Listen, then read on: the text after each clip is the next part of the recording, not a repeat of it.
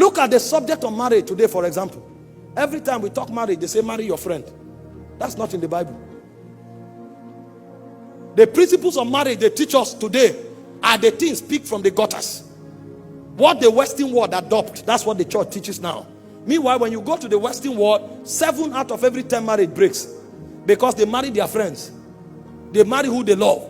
The kingdom prescription is different. You don't marry who you love who you marry, because love is a commandment. But it will take a teaching priest to bring you to that point. And your husband is not your friend. Your husband is your Lord.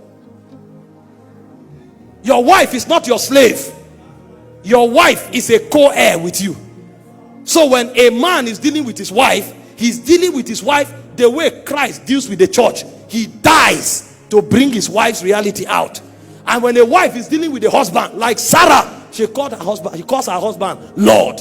So the way it is difficult for a woman to submit, submission becomes the code of love. And the way a man is selfish, self-denial becomes his code of love. So at the end of the day, nobody possesses anything.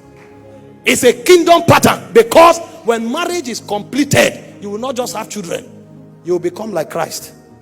Because the goal of marriage is to deal with your flesh until you become like Christ. But what the world is teaching is how to coexist together. And so it becomes a mental charade, because there are no teaching priests.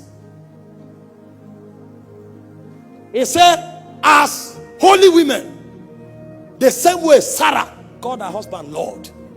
He said, that is how you relate with your husband.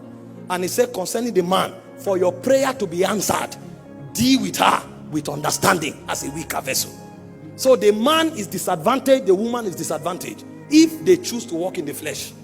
Because if the woman doesn't see the husband as Lord, she will never have a relationship with God. And if the man marginalizes the woman, his prayers will not be answered. Kingdom position. Because marriage reveals the portrait of heaven.